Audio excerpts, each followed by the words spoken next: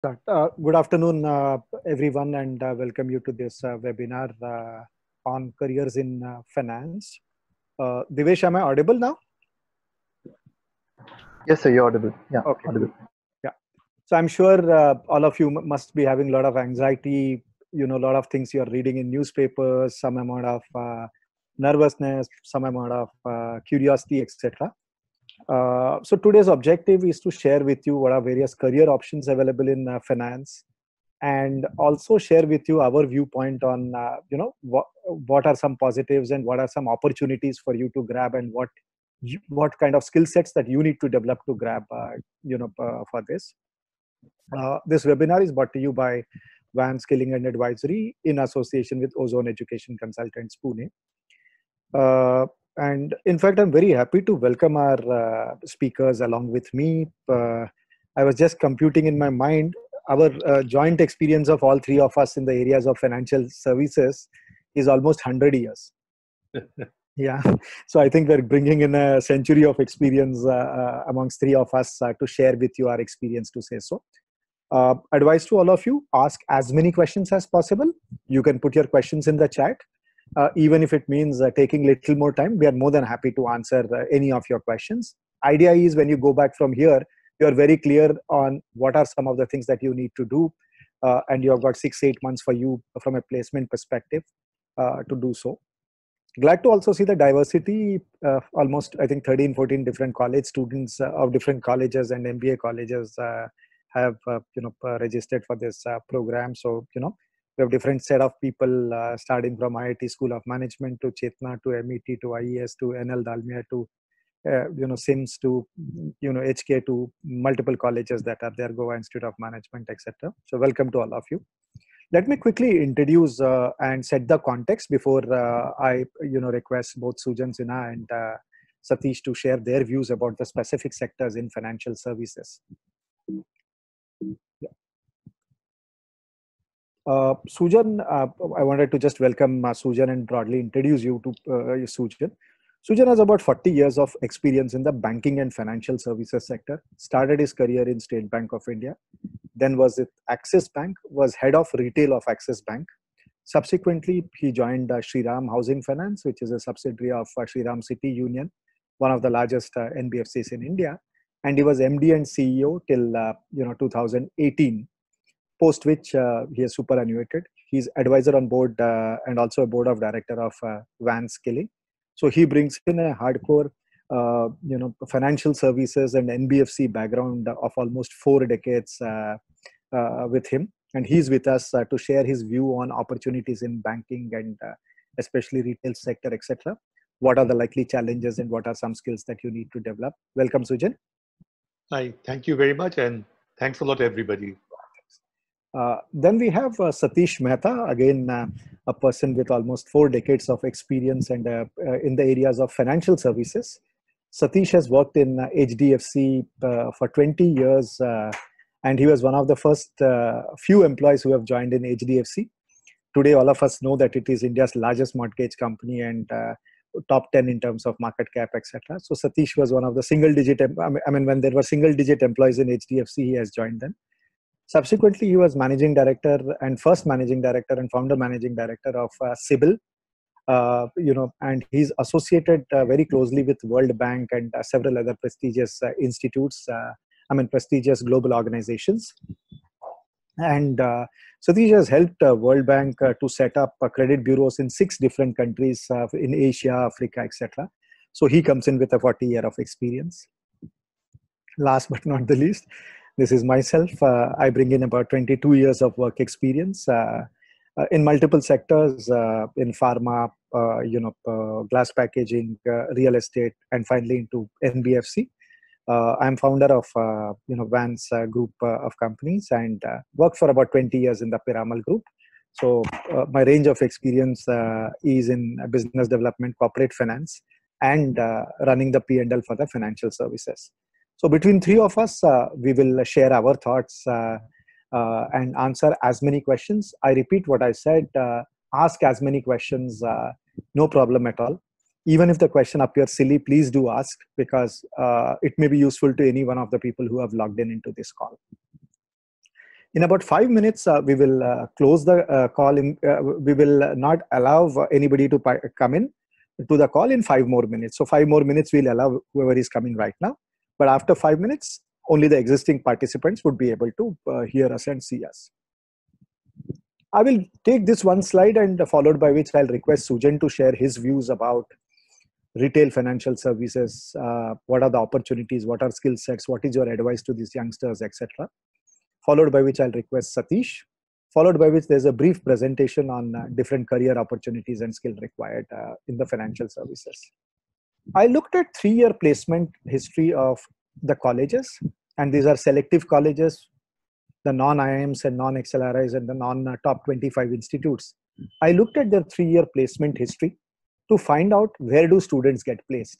I think this is very important to know because I'm sure there must be multiple opportunities which people talk about, but reality is there is a 2080 rule existing. Certain sectors tend to take more number of people.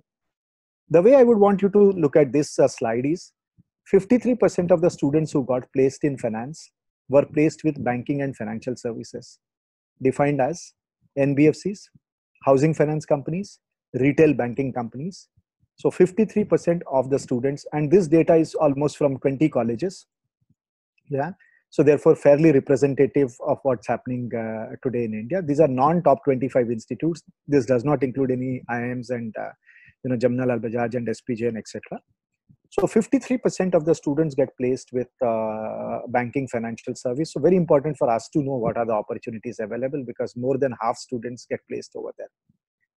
20% more get placed with AMCs and wealth management, while AMCs are mutual fund companies, while AMC and wealth management by nature are slightly different compared to an NBFC or a retail financial services.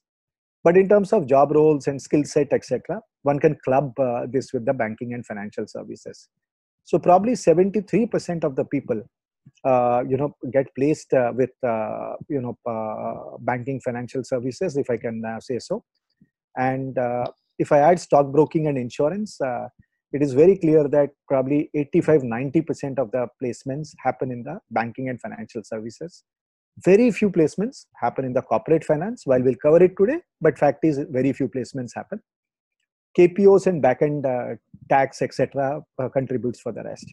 So what I would request you to take from this slide is, for historical number of years, 3 to 5 years, anything between half of the people to 3/4 of the people get placed in the banking and financial services related areas on the retail when people graduate from finance. And this data is from multiple colleges, multiple years. So I think statistically significant to say. Once you had this background, I would now request Sujan to start his viewpoint on various opportunities that are available in retail banking banking and NBFCs. And to have this discussion in a structured fashion, we'll request Sujan to probably answer these 5 questions that student had. We had over about 150, 160 students registering and sending us questions on what they would like to get benefit in this webinar. And these are the questions that we could cull down as frequently asked questions by students. These questions we have shared with the experts, and I would request Sujan to share his thoughts and give a guidance to the set of students who have logged in today. Over to you, Sujan. Thanks, Srini, and good afternoon to everybody else over here. Okay, let me just, before I deep dive into these questions or the layout, let me just tell you that first of all, let's decide on one thing, that financial services, banking and finance, insurance, everything is not rocket science. It is something which is meant for everybody. So I think first of all, we need to do away with any sort of prejudices or biases, thinking that am I good enough? All of us are good enough. It is a question of application in terms of learning, application in terms of discharge of responsibilities, application in terms of understanding your environment. I mean, my personal experience, just going back quite a few decades, after my school, I graduated in geology, which is the study of earth sciences. Now, from there, I took up a job. I actually qualified and appeared for and got selected as a probationary officer in State Bank of India. In early 80s, it was a very sought after role, and it needed the selection process. Everything was quite unique. Lots of rational thoughts and everything. It was run by the selection process was done externally, not by the banks. So once I entered the banking services, my learning was more on the job, more on understanding what I was supposed to do, reading. And remember, those days, information was not so easily available as it was, or as it is today. So just understand that today, if a person like me who has not had any financial educational background in that sense, can actually not only get a job and after that, well, reasonably be adept at it, make a name for yourself, and ultimately remain reasonably successful as you can be. So that's why I said that first of all, let's decide that there is no entry barrier for a career in the financial services. Now, Srini had talked about close to 100 years of cumulative experience amongst the three of us. But even with those 100 years, I think we have not witnessed firsthand something like the present situation that the country and the world is going through. So there are learnings that each of us, even I at this age and at this stage, are going through. The hard disk, which is supposed to be the mind, that is taking in a lot of information, processing it, and out of that we are saying that how do we look at how things will happen in the near and medium term. Well, if I look at the trends for the next 1 year in the industry, yes, the next month, couple of months would be very challenging in the sense that we are homebound. So we really do not expect that lots of avenues will open up. What we need to do is now at this stage, go on honing our skills. We need to read. Like the World Health Organization talks about test for coronavirus. We need to read. And take in a lot of lessons in terms of what's happening, what has happened in the past. There are you people, most of you are studying to become MBAs in the near future. Case studies, analysis of the past. You can read up that how have crises been handled in the past? How have crises shaped up? And how has the world reacted to it? Ultimately, remember one thing, the world will go on. The human race will go on and go on improving and trying to make the world a much more productive and efficient space. Yes, in the zeal to do that, we often forget our responsibilities or our obligations to nature. And sometimes these are some of the, maybe you can look at it as a correction which we have to face.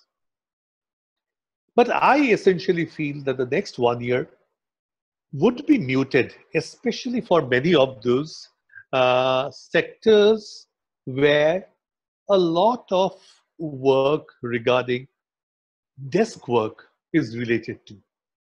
I do not think that we will be seeing a lot of back office recruitments, back office manning increasing multifold.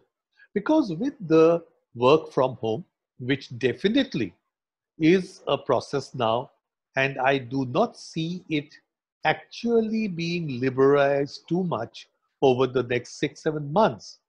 With the work from home, I think the ability of each and every individual to contribute more and more time would be that much increased. But what the trends would be is sales and marketing, which would be something which cannot drop. Because post COVID, see, coronavirus is there. All of you, I presume, are reading about it on the e-newspapers, on the various websites. Each of us have our pet sites where we track, follow, and read. So there, people are already talking about post-COVID. It is not that COVID will be wiped out or eradicated. No, it is that we would be having a better handle on it. So post-COVID, remember one thing, that outbound jobs, outbound skills would be required again in full force. There are, especially when you look at the financial services, the retail financial services, there are areas which cannot be done as a work from home. Unfortunately, right now, maybe many of those, there are furloughs, there are job losses, there are pink slips and all that. But remember, all of these will come back multifold once the situation starts normalizing. And by normalizing, it is not that it will be eradicated, but human beings are extremely tenacious, and they will ensure that even with the threat of COVID or with the infection lurking in the background, human beings will ensure that they get about their normal life as early as possible. When we talk about the must-have skills, I think the greatest thing that you have to have is that what I talked about reading. I don't know how many of you, because unfortunately that habit has been going down over the years.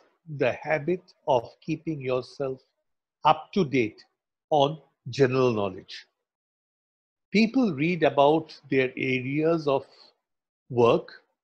They read about professional skills, but general knowledge, reading about everything under the sun, that habit has started going off. I think you must start reading newspapers. I think that's the only way. Newspapers are always, they have remained the major information tool. They will remain the major information tool. So I think newspapers are something, that habit you have to have. And with that habit, you should be utilizing this time when you are more at home, having lots of spare time. In that sense, you don't have to commute. For a place like Bombay, for the metros, commuting takes up a lot of time.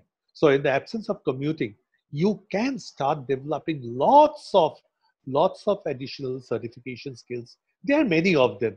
In fact, I don't know whether there was something the other day from Harvard also. They were not advertising, circulating that there are lots of temporary study groups which you can look at, which are free, right now being offered free to hone your skills. So nothing, I would say, not what type is good for you. I would say any type of certification, whatever catches your interest, if you are following that, that is bound to be good for you in the future. Remember, you are on the cusp of entering your productive career life.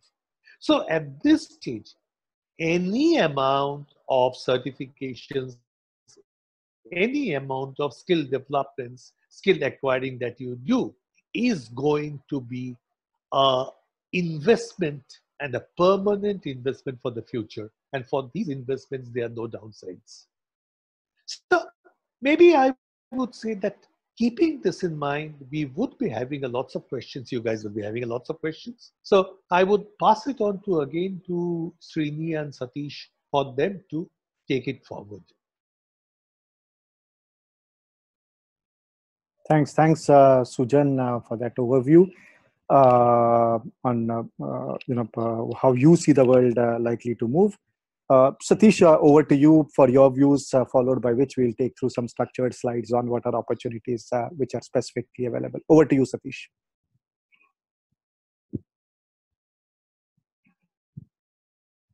Satish, you are able to hear us? Hello?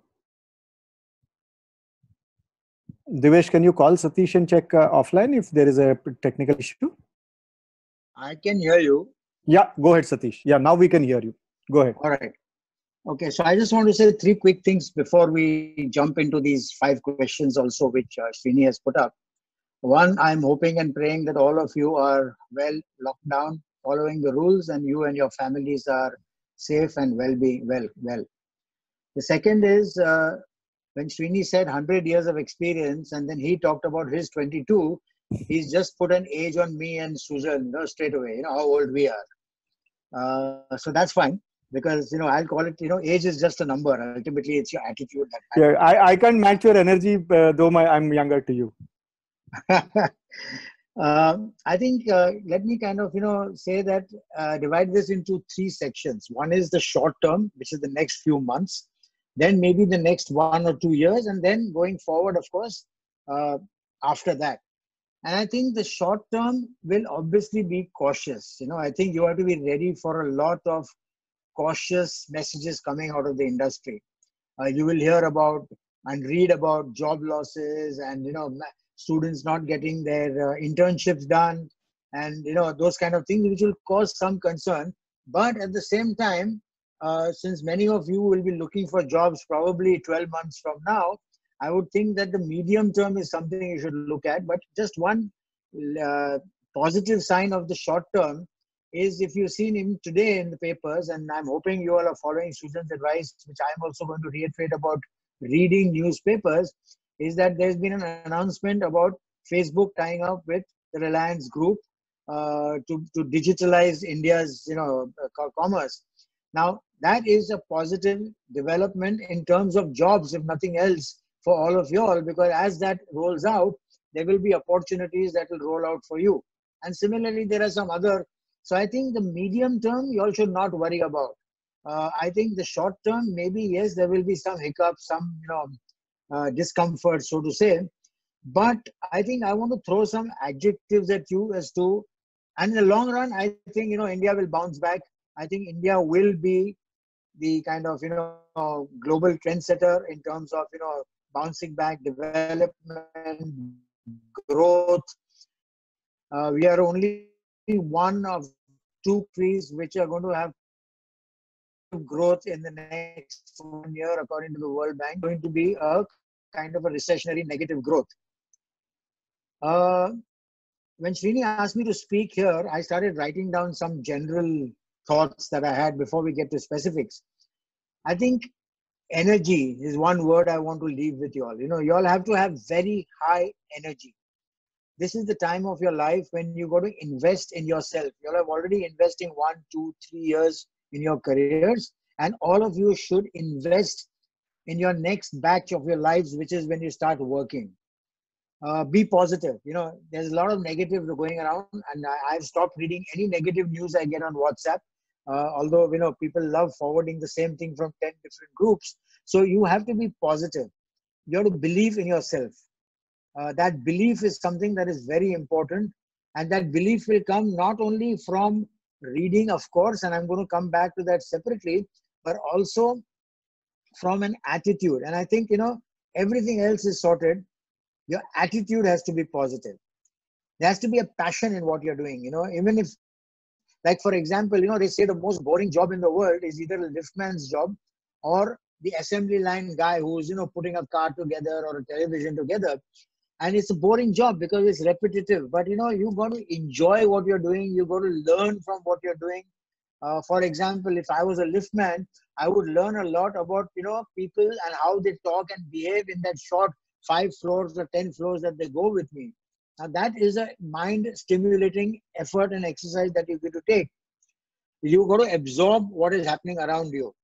Again, I'm kind of, repeating this, but Susan talked about reading. whether it is newspapers, whether it is articles, whether it is general knowledge, whether what's happening in the political arena, the financial arena, various things.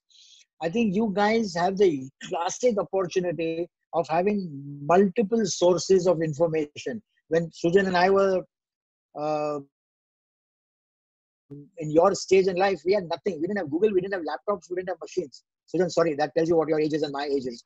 I think I'm clear. But the fact is that we didn't have all these things. You have it. Now, if you don't leverage that and if you don't exploit that, you are going to be a culprit of your own doing. And, you have this huge opportunity, and unfortunately, some time just now because of what's happening.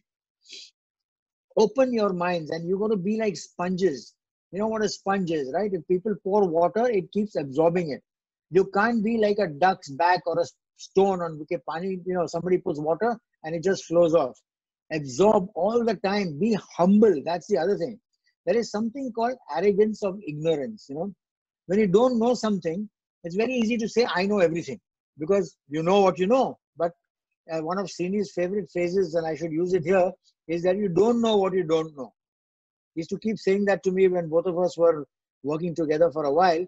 And I think it's a very valid thing. And there is also something called the iceberg, that what you see is only 1/10. What you know is 1/10. 9/10 of it is underwater. So having said that, so I think the trend is short-term cautiousness, careful, hiccups, yes, some issues. Medium-term, things will start changing. And long-term, it will not only change, but it will also grow. I think coming to skills,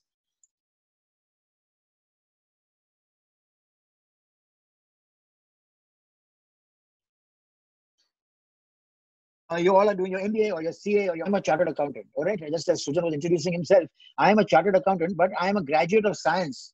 I did my BSc and then did my CA. Don't ask me why, I don't have an answer, but there it is. And having become a CA, I never practiced CA. Even my tax return today, I don't file. My friend files for me. But the lesson I learned is that all these degrees that we are getting, whether it's MBA or it's CA or it's an MSc in finance or whatever it is, are just grooming grounds to make your mind professional and to make your mind mature. What you do after that, for example, I'll tell you, when I went for my first job interview at HDFC, the managing director asked me, Satish, do you want to be in accounts or do you want to do appraisals and credit and underwriting? As a CA, the natural answer would have been accounts. But without thinking, I said, no, I want to be a credit underwriter. And that's how my entire career got shaped. So, don't think that MBA means you must go down a particular path, right? Yes, there will be jobs that will reopen, marketing and sales, credit, operations, HR to some extent. But I think going forward, the new jobs that are going to come in, and as a courtesy to what has happened, is one is in financial technology, fintechs. The second, and this is something I cannot emphasize enough, you guys have to, and this goes back to must have skills.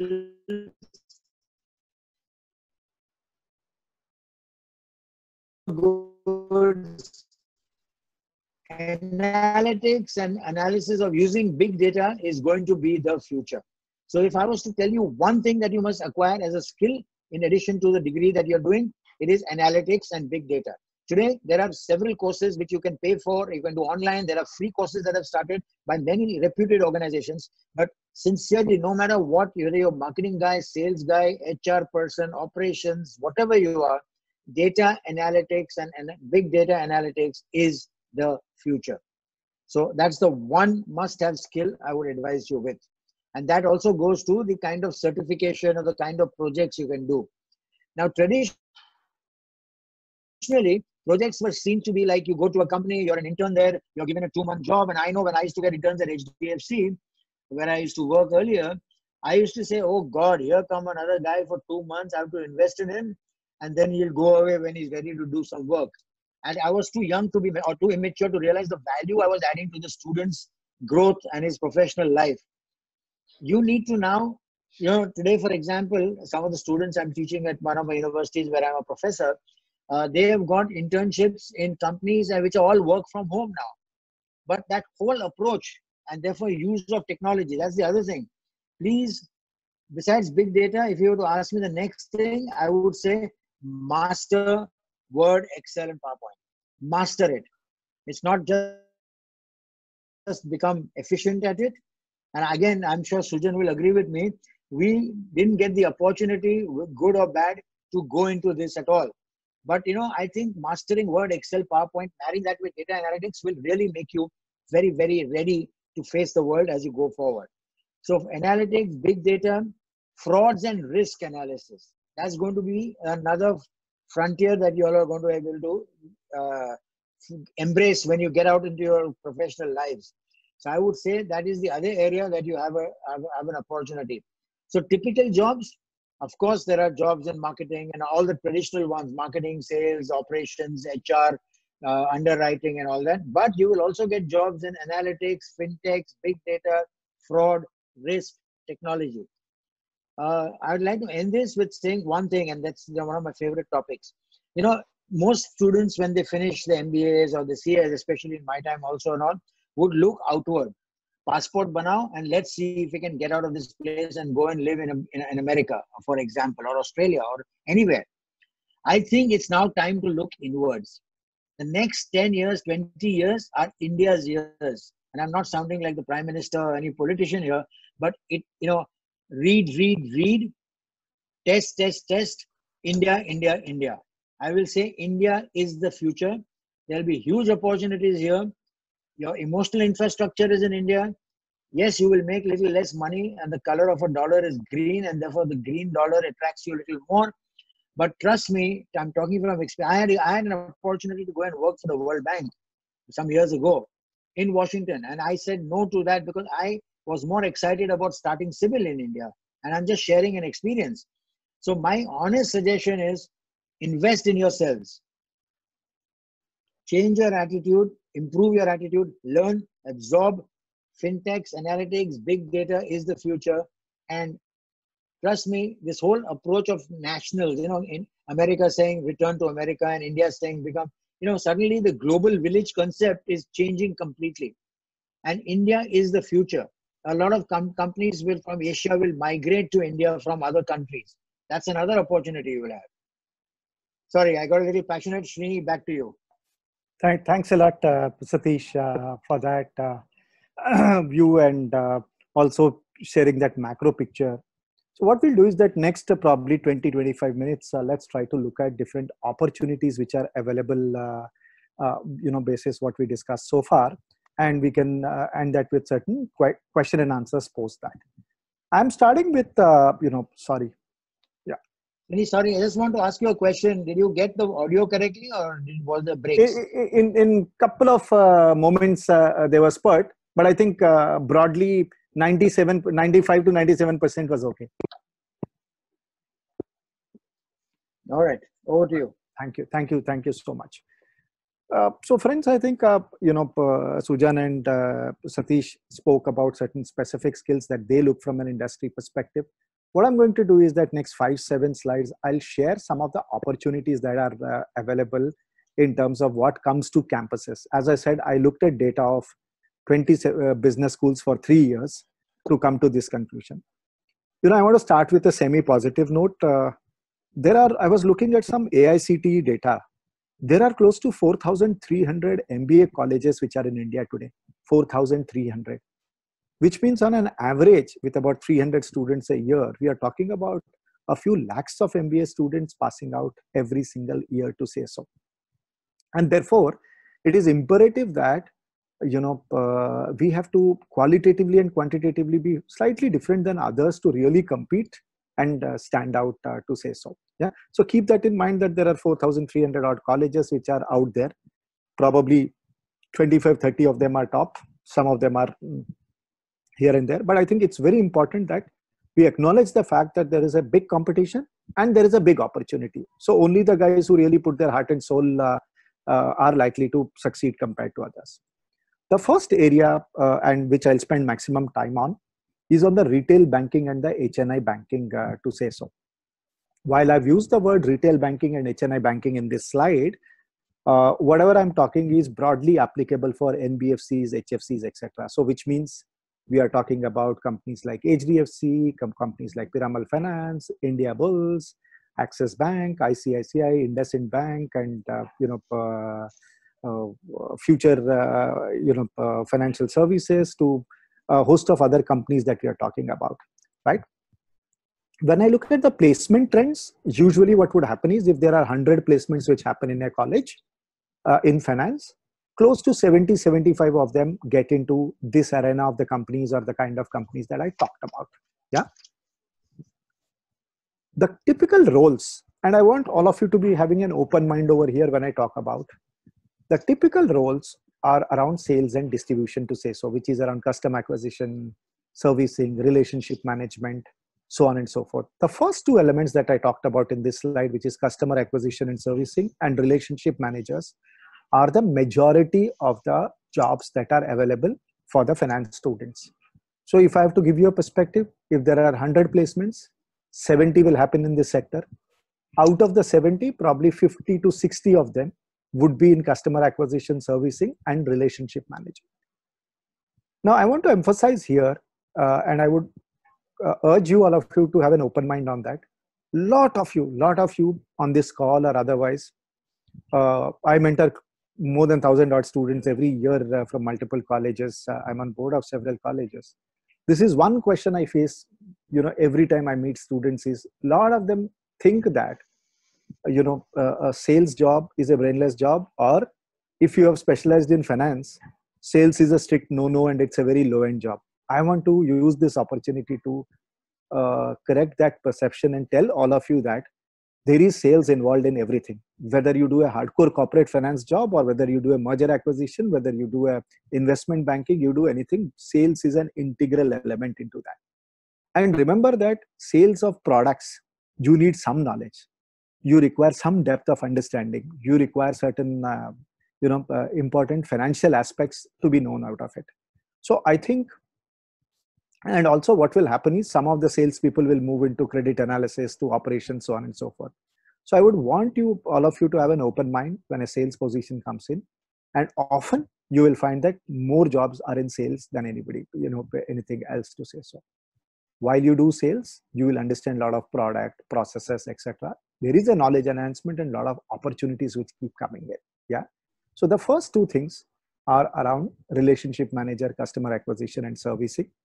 It could be on asset products or liability products, which means some of you are likely to go into selling of savings accounts, current accounts, credit cards,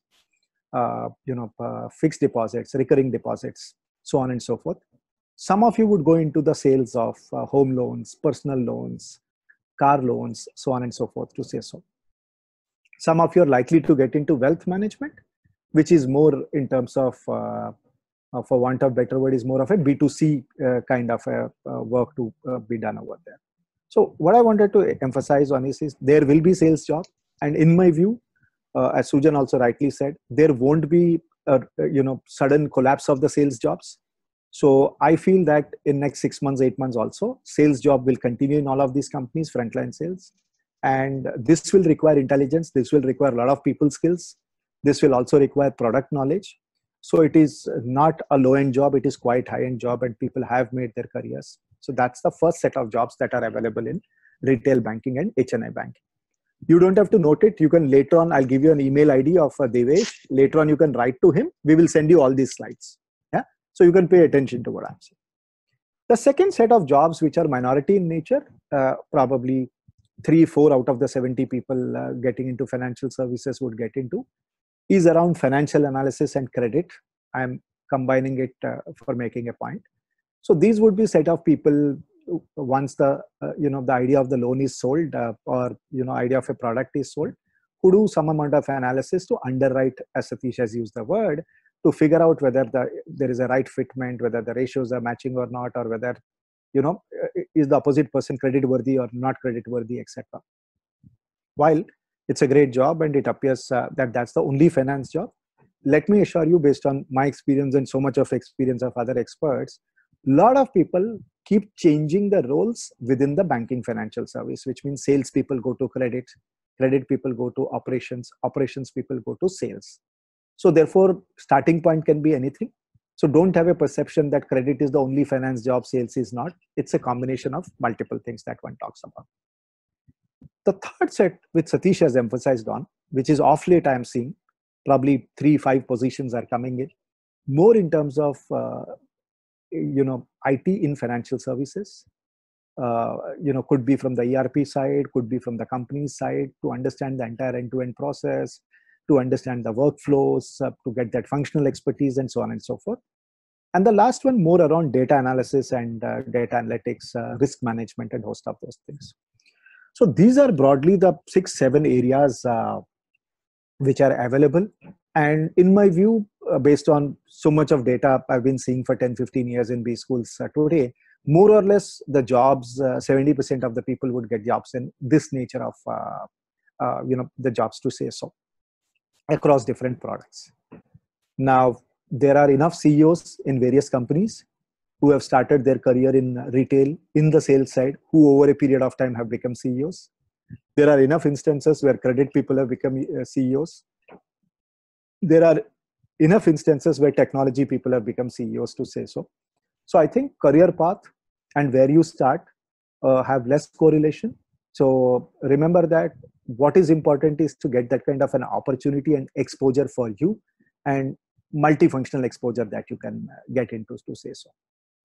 And I'm saying this with responsibility. I've seen in several of the B schools that in the month of October, in and around Diwali is where the placement season starts off.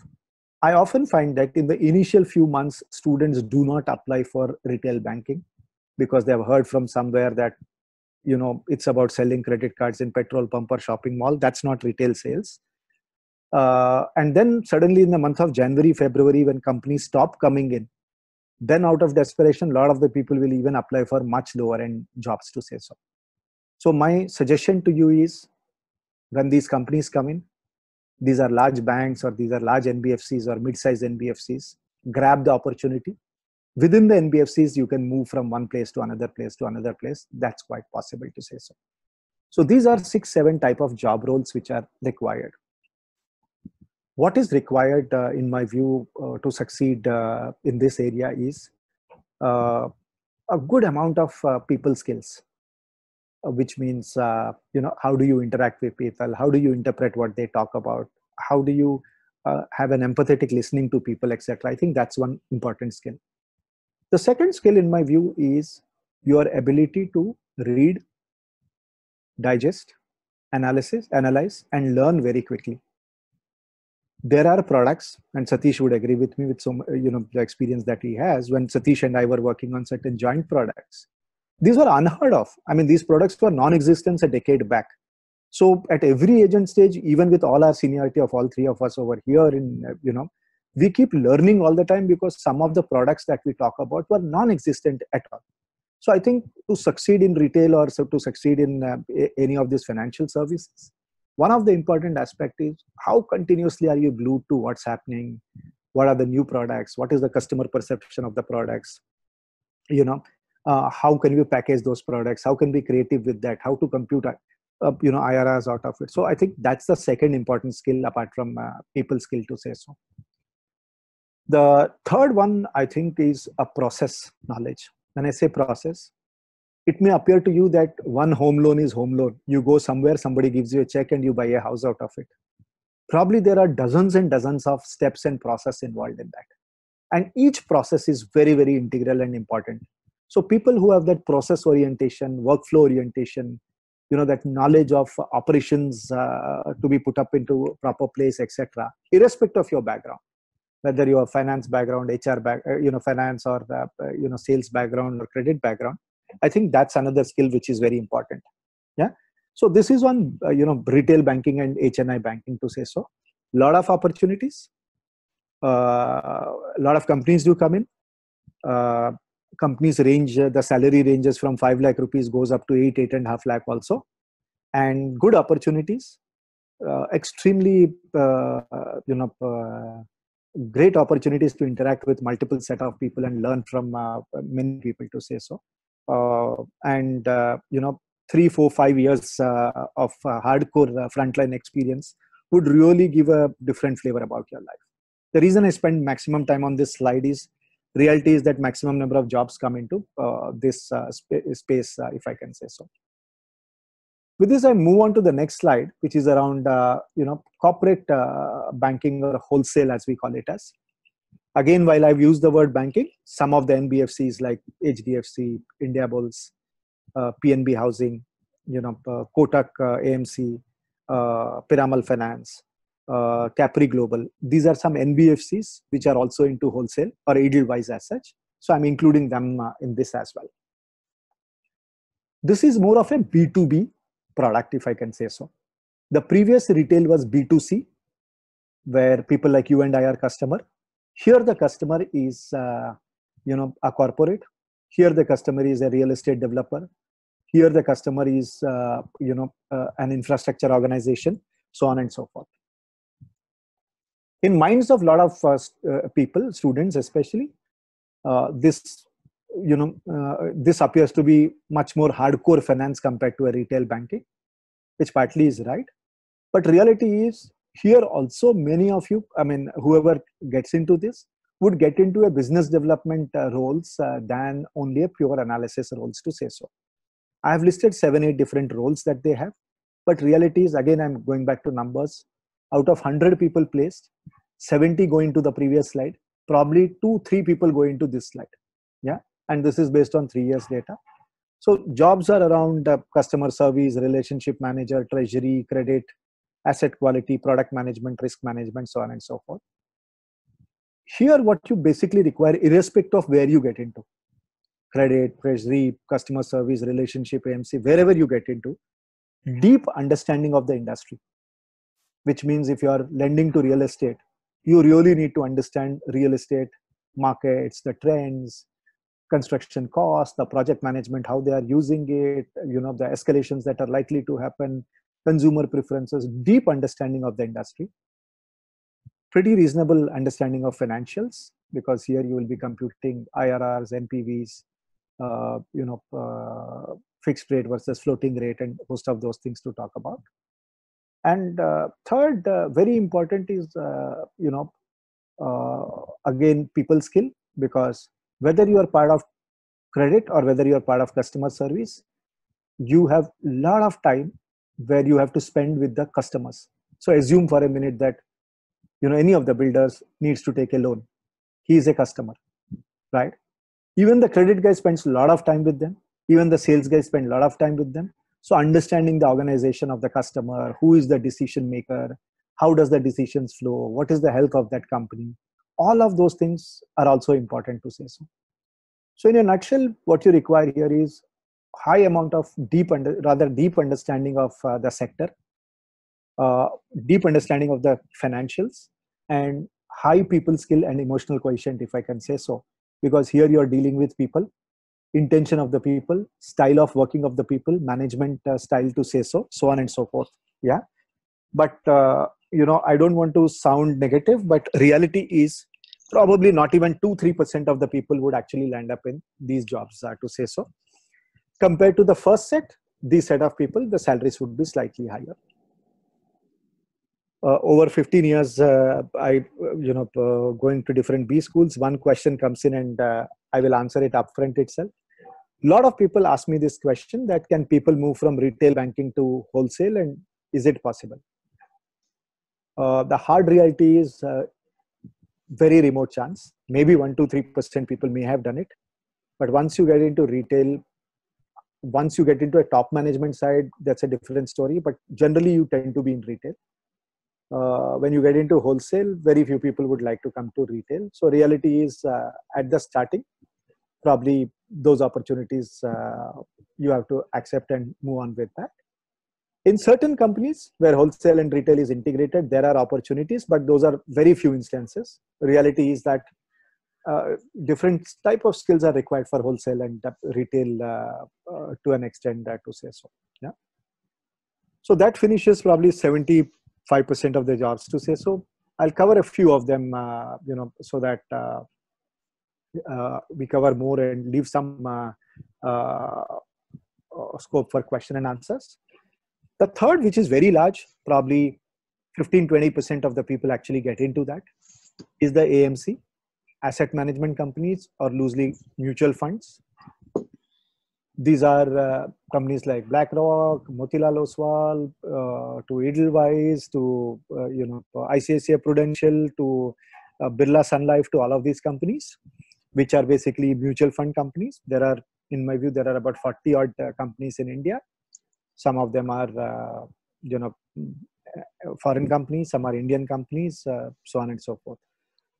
The various roles that you get in AMCs, again, majority of this 15-20% that I talked about would be in relationship management and distribution, which means you are responsible for selling the products either through customers or through channel partners, or through independent financial agents and advisors who are there. So idea is you are responsible for sales of some of the products which have been launched. Again, very similar to retail banking, you will require product knowledge, zeal of meeting people and closing deals with people, high on empathy, so on and so forth. In my view, the AMC sales and the retail sales skill sets are similar. It is just that AMC deals with lesser number of products compared to a retail, where the plethora of the products are much higher in that sense to say.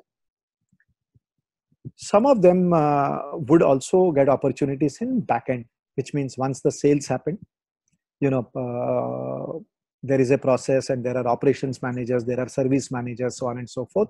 From a customer perspective, some of you would get those opportunities as well. In one of the colleges that I'm aware of, last year, probably about 10-12 of the 100 people got placed in one of the AMC. And most of these people got placed as service managers and operations managers, which has its own skill sets and importance, to say so. While I wrote research analyst, the reality is I have not seen for several years, B school students getting into that. A few of the IIM students or few of the chartered accountants tend to go there, which are essentially the analysts who work closely with the fund managers to figure out where to invest the money. I've not seen too many opportunities in a lot of MBA colleges, but that's again one of the opportunity which is available. So these are 5 different roles which are available in AMCs. Again, I repeat, large chunk, 53% go into retail banking, etc. 20% come into AMC, 2-3% go into wholesale. So put together, probably 80% of the students get placed in these companies, to say so. This is another area, broking firms. And to be honest, my own view, next 1 year will be a difficult time for this set of companies. So I'm not very sure whether these companies would be very aggressive in placements. These are broking firms. These could be companies like MK Global, GEPL, Motilal Oswal, Anand Rathi Securities, right? ICICI Direct, Kotak Direct, so on and so forth. Now, these are broking firms. Given the way broking firms have a lot of fixed costs, and it's a heavily, physical distribution is quite heavy. Very few of them are virtual. Because of their cost structure and very thin margins, some of them will be likely to be in a financial trouble. So therefore, I don't see too many opportunities in placements in broking firms. That's my view. There are a couple of different positions available. One is a research analyst and one is a relationship manager. In broking firms, they do take a lot of MBAs who are not from IIMs and not from not chartered accountants. These are people who do sectorial reports. These are called sell-side reports. So these are basically set of analysts who interview a lot of people, talk to a few customers, do some financial analysis based on annual reports, so on and so forth. So every broking firm has got, ranging from 10 research analysts to 200, 500 research analysts. That's one opportunity which is available. But given the condition and where we are, I'm not sure if in the next 6 months opportunities would continue in this segment, to say so. So broking firms, I'll be very glad and happy if they continue their hiring. But hard reality is I doubt if they would get into the hiring mode, to say. Okay. Now this is for those of you who read a paper called Economic Times or watch movies like Wolf of Wall Street and some Hindi movies which have come across where aggressive people are there in the financial services. This is kind of a perceived dream job, if I can say so. When I say perceived dream job, the reason I'm saying is a lot of students think that life starts and stops as investment bankers, millions of rupees that they earn or dollars that they earn, and it's like a happening kind of a job, to say so. Yeah, I'm sure it is. Last 3 years or 4 years data tells me that investment banking firms hire very few. For example, if you look at a large investment firm by investment banking firm like Goldman Sachs investment banking, probably their Indian recruitment would be 20 people a year or 10 people a year. Yeah, a company like Lazard probably would have 5 people a year. So they are very choosy in terms of their hiring. There's no mass hiring which happens over here. And people are given opportunities in several areas. I won't dwell much upon that because I feel that the number of opportunities here are lower. While it's important for us to know, but reality is that I have not seen any jobs coming in last 3-4 years in a MBA colleges that we are talking about. Yeah, that's on the investment banking side. The last one I think is on the corporate finance part of it. You do get about 5 out of 100 jobs in corporate finance. So far, what I talked about, whether it's broking, whether it is AMC, whether it is wholesale banking, whether it is retail banking, whether it is NBFCs, whether it is HFCs, is all from a other side of a corporate, which means they are from a supply side, and corporate finance is a customer side. Every company, be it a manufacturing company, be it a services company, be it an IT company, be it a tech company, be it a internet company, be it a startup, has a finance function. And when I'm referring to corporate finance, I'm referring to the finance function within the companies that we talk about, ranging from opportunities in financial planning and budgeting, to control functions, to taxations, to playing a role of business finance, business finance as they call it, as so on and so forth, MIS, analytics. These are some roles where typically MBAs get into. As I said, there are opportunities. There are some students who have gone over there. I'm aware of a few students every year, 2-3 students who get these opportunities in different corporates. In corporate finance function of corporates, typically I've seen a lot of people coming from as CAs, but of late the trend has changed. But here all I'm trying to say is that there are opportunities, which is a combination of finance and business, not pure finance or accounting, but a combination of finance and business, where they do take MBAs, to say so. Some of them get into costing, some of them get into business planning, so on and so forth. And there are typically 6-7 different roles that I have enlisted over here. So as a summary, I've talked about roles in 6-7 areas, highest being in retail banking and NBFCs, about which Satish and Sujan also spoke about. Then we talked about AMCs, where large number of positions are available. Then we talked about wholesale banking, where lesser number of positions are available. We talked about corporate finance. We talked about investment banking, where probably positions won't exist, have not come in the past at least. We talked about stock broking. There are some more which I have not enlisted over here. For example, some of these large consulting companies, Goldman Sachs, consulting and investment banking firms, JP Morgan, Deloitte, McKinsey, all of these have their back offices for taxation, for business analysis, for merger acquisition, where some amount of KPOs or some amount of desktop research has to happen. They do take MBAs from multiple places, but remember, those are in the back offices, right? So for example, in Hyderabad, Deloitte has got a tax center where they have 10,000 employees. They hire close to 450 MBAs every year. I know students from colleges, different colleges in Mumbai, Pune, NCR region join over there. But remember, that's not Deloitte. That's the back office of Deloitte. Nothing wrong in that, but I want to clarify because there should be an expectation reality. There are a lot of jobs there. JP Morgan kind of companies have back offices where people do a lot of stock analysis, etc. But that is for American companies, etc. So those are some opportunities which are there. In the current season, again, I find that the opportunities are limited and they are also hit by the recession. So I don't know how many opportunities exist, but those do exist as different options which are there. These are some of the opportunities before we take some questions. Questions. I'm just trying to sum up what I heard from Satish and Sujan and my own thoughts. And I would try to give some golden rules to you for the next 4 or 5 months before your placement starts. It would really help you. Basis our experience of hiring so many people, working with B schools, I'm sharing those. I think the first golden rule in my view is 20 by 200. Read 20 pages a day for 200 days a year. That makes a hell lot of a difference. It could be, any business magazines. It could be any advertising magazines. It could be any of the newspapers, whatever you feel like. You want to read online, you read it. You want to read a physical paper, that's your choice. But I think 20 by 200. As you keep growing in the corporate, that makes a difference. Everybody who is from IIM is not a CEO.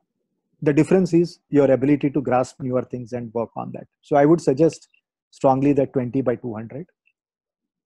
The second important aspect, I know there are challenges, there are challenges in summers this year, etc. But my strong suggestion is, in my view, summers are make or break. Yeah, having a good summer, deep summer, is important. All of us who are on the call, of you, may or may not get all the summers that they have dreamt of. That's okay. My strong suggestion is, if you do not get a summer project which is of your desire, which is of your liking, where learning is limited, try doing a parallel summer or a dual summer on your own. Take help from anybody, your professors, teachers, on your own, or any of the companies which are ready to help you. And make sure that you go deep into that. You need to know, for example, if any one of you gets a summer for selling an insurance product, nothing wrong, that's fine. But you really want to do something else. Maybe you pick up equity research as one more summer project, and parallel to the project that you're doing, selling of insurance products, try doing an equity research project. Find an industry guide, find a faculty who will be ready to help you. Because in my view, again, based on data, 95% of the students doing their MBA from non-top 25 institutes, if I can say so, don't have work experience. In fact, I didn't have work experience. Straight after my graduation, I've gone into MBA.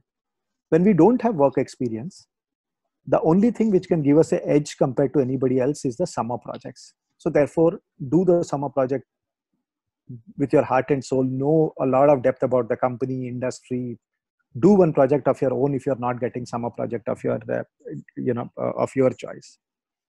Third, which Sujan started, and I also spoke about it. Sales and retail is not what we think. There is a super career over there. Yeah.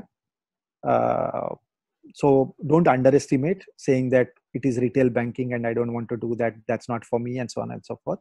Do take up the opportunity. Fourth, read annual reports. If this was an actual class, I would have actually asked people to raise their hands.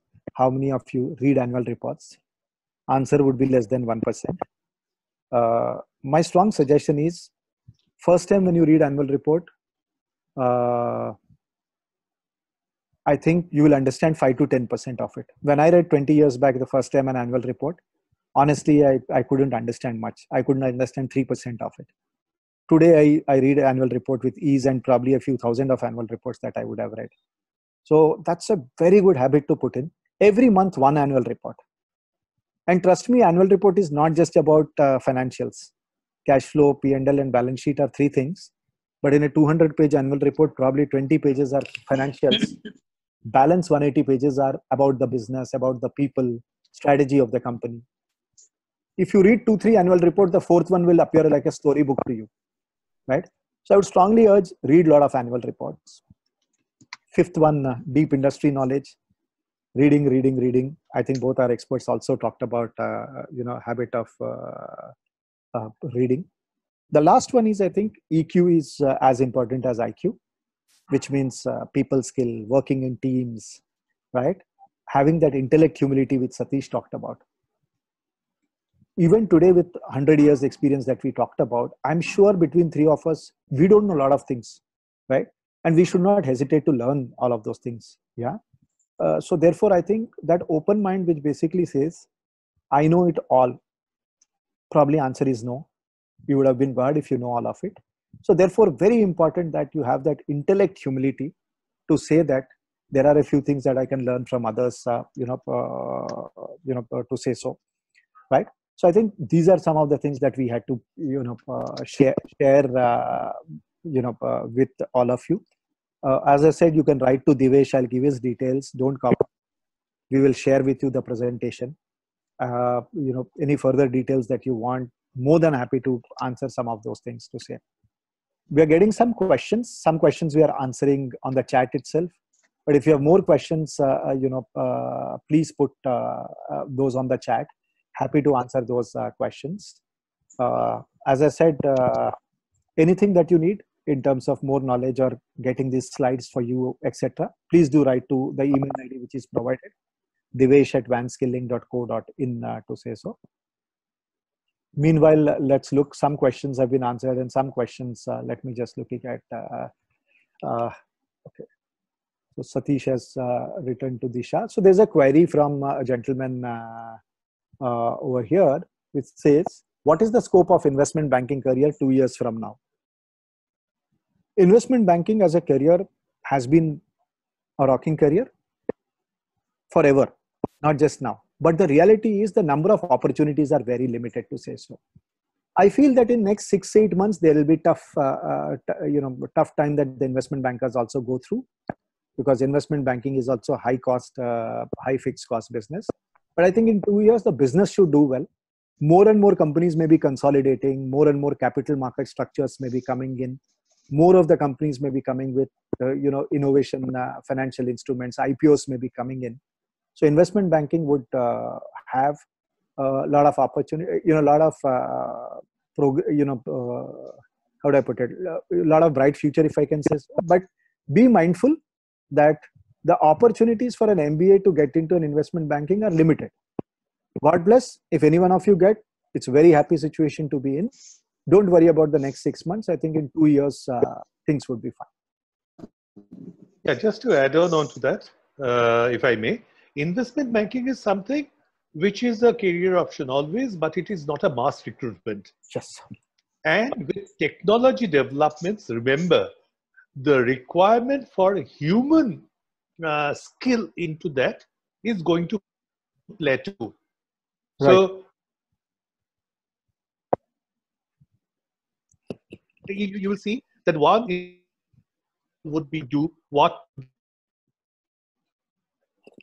So it's not a mass recruitment, and that you just have to keep in mind. Absolutely. As I've said, a few single-digit number is the hiring that happens over there compared to few hundreds that happens in the banking sectors, etc. Now, the one more question that we have is more on alternative investments, etc., etc. So let me just clarify: alternate investments is one more product in wealth management. And if I can add one thing here, Srini. Yeah, Satish. Yeah. Go ahead, Satish.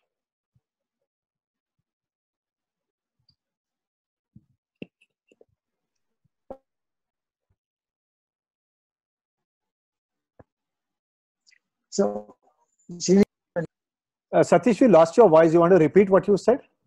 Yes. Can you hear me now? Very clear. Okay. I'm saying investment banking sounds very exciting and very fancy. I want to give you an anecdote. A niece of mine joined an investment banking firm by insisting on doing that. So I asked her, what did you do in the last 1 week? She said, I know all the pizza joints from where I can order food for the meetings. And the quality of work was a disappointment at the beginning of this whole process. So, please guys, while the designation of being an investment banker brings visions out of Hollywood and Bollywood, the reality is to join a company where you really learn and add value to your education. Don't worry about being an investment banker because it sounds nice and you see these guys with suits and driving around fancy cars. For every one such guy, there will be 100 guys who are not succeeding. So please be balanced in your expectations of what an investment banker's job will get you, especially as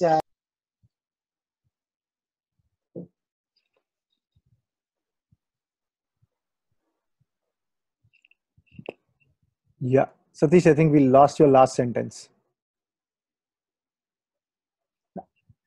I said, just be balanced in your expectations. Sure. From investment banking. True. And also, I think all three of us are saying again and again the same thing, that the reality is out of 100 jobs, this is less than 1%. So I think while that's very important, God bless you, but reality is you should know the perils of that as well. Yeah. A couple of more questions. One is on alternate investment. So let me just clarify. Alternate investment is not a parallel carrier. It is one more set of product which is available for wealth management. So whatever I spoke about HNI or wealth management holds good for it. As an example, India Infoline has got a fund which invests into pre-IPO companies. Now that's an alternate investment fund. Piramal Finance has a fund which invests in second homes. Yeah. Now that's an alternate investment funds, to say so. So with the product changing in, I don't foresee, I've not come across anybody who's an alternate investment fund specialist. More or less what happens is the wealth management managers at a senior level probably get these products. So the customer segment would be high net worth individuals or ultra high net worth individuals to whom this has to be sold to. Intensity of understanding of the product is different. Otherwise, alternate investment product is almost like a mutual fund, but much more complicated and much more ticket size involved. For example, a mutual fund investment, people can start with $500 theoretically. Yeah. An alternate investment fund starts at 1 crore rupees of investment. So obviously the customer involvement is also higher. Questions that customer asks is higher. Your own intelligence to know that is higher. Barring that, there's no difference in terms of the things that we talked about. Yeah. One more question was skill set required into corporate finance. Depends on the role, but having said that, absolute deep understanding of the business. For example, if you're getting into automobile industry, you really need to understand how does a costing happens in an automobile industry, what determines profitability, right? What is customer life value into that? What are the trends in the automobile industry, to say so? So you need to really understand the business drivers and also understand how do they convert that into a number and how do you share that with people. So first skill you will require is a deep understanding of business, whichever industry you're getting. Second, you need to be absolutely good with your financial concepts. And in finance, in my view, there are three areas that we need to be very, very good at. First area is on the capital budgeting, which is your IRRs, NPVs, and ARRs, etc. The second would be on ratios and analysis of financial statements, annual report, cash flows, cash to cash cycle, and host of those things, to say so. The third is on the valuation part of it. This is broad spectrum of finance. So I think that when you want to get into corporate finance, depending on the role, you will require flavors of all these things. If you get into M&A, investor relation, more of valuations, less of others, so on and so forth. So these three things have to be absolutely, good. Yeah, I hope I answered that question. One more question my friend Parth is asking. Okay, what are complementary skills required taking into consideration the current situation? Okay, I'll put it this way. If this question was posed to me 6 months back, 1 year back, what certifications were useful? my answer would have been none of them. Okay, because but my answer changes now. The reason is nobody gets a job based on a certification unless you are a CFA or a CMA or an ACCA, right, or a CPA, which are international degrees.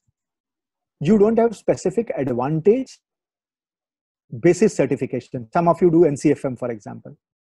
Looking at NCFM certificate, no broker will say that yes, you are the person wanted. But the knowledge, the rigor behind that will be useful for you from deep understanding. So it is not the certification which is important, but the rigor and the knowledge behind that. There is NCFM certification. You can start CFA. It takes a few years to do that. You can start off with that. Nowadays, you have got Udemy and Upskill, Upgrade, and FinSiksha, and host of those people providing those services. My suggestion is pick up for a skill, not for a certification. Because when you go for campus placement, which each one of us have gone, we really don't look into the value of the certification, because none of these are degree certifications or global certifications, but we look at the knowledge. So figure out what is the knowledge that you want to pick up, and pick up a course accordingly, if I can say so. Yeah. One more question is CIMA or ACCA along with MBA good? I don't suggest ACCA and CPA, because ACCA and CPA are equivalent of chartered accountants in UK and US. That's a slightly different track record. From an MBA perspective, if you want, CIMA or CFA are very good programs, especially if you want to do something in investment banking / securities / capital markets, want to work outside of India, Hong Kong, Singapore, etc. I would find CIMA and CFA, all three parts, very useful for that. Okay, one more question is in terms of fintech or wealth management, which is more useful to say. Okay, tricky question. I'll tell you why. Fintech is not parallel to wealth management. Fintech is parallel to a way of doing business. So you have traditional companies which have got branches, which have got certain online facilities, which has got certain ATMs, certain things. Fintech companies sell the similar products or same products, but probably using the technology right from acquiring a customer to underwriting and so on and so forth. So it is the approach which is different. So wealth management and fintech cannot be compared with each other. It's like apples and oranges, because fintech is one type of doing business. Wealth management is a product. In the current scenario, if you honestly ask me, I would put my weight on fintech, compared to other programs, because I think a lot of the fintech companies have been well funded and a lot of opportunities are emerging and they're doing quite well. That's a good area to get into, but don't compare fintech with wealth management, because both are not comparable. Fintech also sells wealth management, for example. Yeah. Yeah. Okay. I also just wanted to add on to what Srini said. You have to understand that when you're talking about options for yourself, you have to do a SWOT analysis.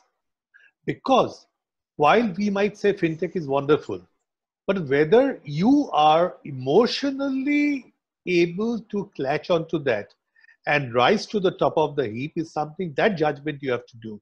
So it could be that today wealth management, while wealth management will definitely pick up, it will have to happen in a 1 year, 1.5 years time. The point is that if you feel that your traits are more that in terms of meeting people, talking to people, maybe wealth management is a better opportunity for you. So that bit of a self-evaluation, you'll have to do before deciding where do you really want to get into. I think very valid point, because I think all of you are 20 something, you have 40 years to go. So I guess whether you associate with that, whether your chemistry gels with that kind of industry, you have time to look at, to say so. Yeah? Okay, one more question came in, NISM certification. As I said, pick it up for the knowledge. That is what is useful in an interview and career. NISM as a certification. So I will put it this way. If I'm going to campus interviews, one person is with NISM, one is without NISM. I would go by the knowledge picked up in NISM, but not just the sheer certification. Share certification may or may not be the most useful thing to say so. Yeah. Any last words, Satish and Sujan, before we wrap? We overshot the time a bit. There was a small question, is data visualization an important skill set? It is. I mean, any data, handling of data, anything. But data visualization... Yeah, so my... Yeah.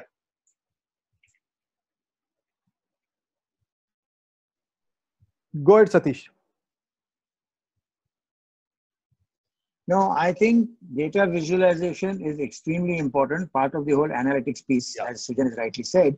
And my closing remarks would be, is, you know, as Srini said, you got 40 years at least to go before you'll even think of retiring, who knows.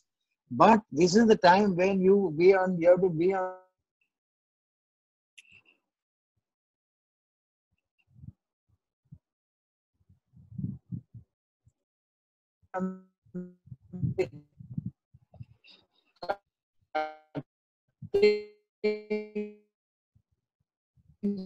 edge on the boundary of taking entrepreneurial decisions in terms of learning, in terms of jobs, because then you will find out where your emotional equation lies in terms of whether you're good at wealth management or fintechs, you know, like students. So that's my closing thing.